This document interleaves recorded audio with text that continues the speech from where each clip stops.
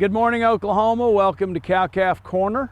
It's that time of year when we think about summer grass management and those warm season grasses are coming on.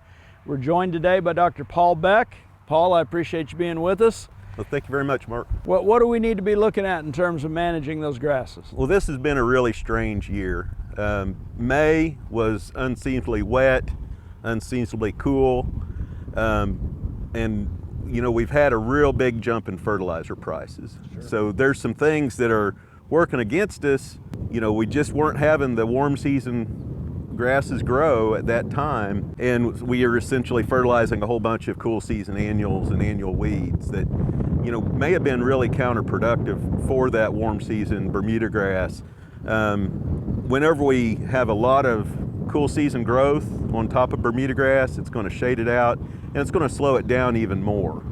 So, you know, we need to, you know, really look at the management of our Bermuda grass and the time when it's really going to start growing. Paul, as we think about that, it leads to several considerations. And we know that the cost of fertilizer has been going up and seems to continue to. Should we refertilize? What should we be taking a look at if we got in that situation?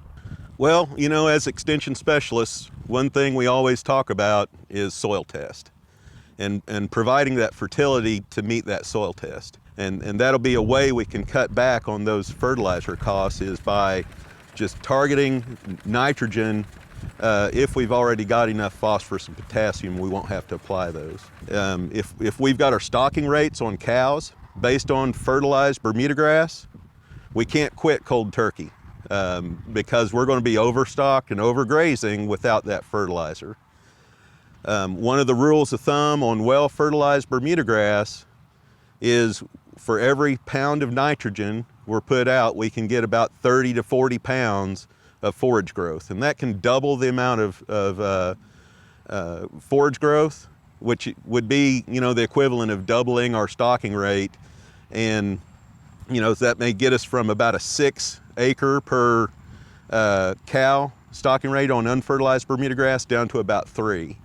So if we're double stocking on unfertilized Bermuda grass, we're going to impact weaning weights, we're going to impact rebreeding rates, and there's not a lot of good that can come out of it.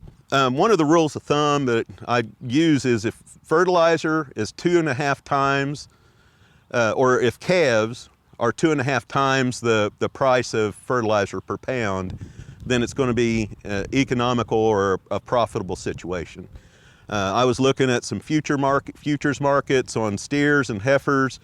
About weaning time in the fall, we're looking at a price of about $1.60 on the average, and you know, that's about 2.8 times the current price of nitrogen fertilizer. So right now, as we're sitting, it's looks to be profitable to, you know, use nitrogen fertilizer to drive our increased stocking rates on a cow-calf.